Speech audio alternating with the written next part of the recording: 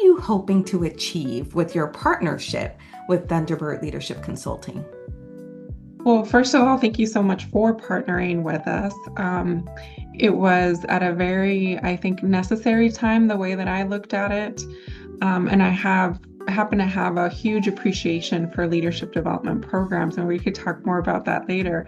But I think that in the moment in time that we needed this work, and I don't say that lightly, it was that I can lead as the CEO, as the director, as the head honcho, but I'm one person, and you need everyone around you to sort of be on board, right? And to also grow personally.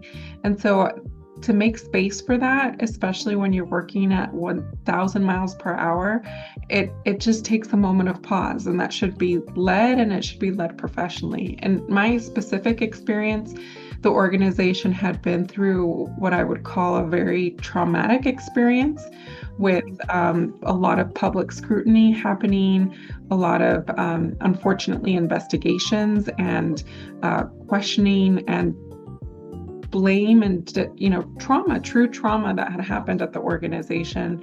And I stepped in to lead through that and create change, but then recognized that there needed to be some rebuilding that needed to happen, and that I couldn't do that alone, and that we should do it in an organized manner, and that everybody's experience is different. I couldn't assume that we were all on the same page. And so that opportunity to have personal reflection and a personal experience as well as a group experience was important. And I was so glad that Thunderbird was able to offer that to us at that time.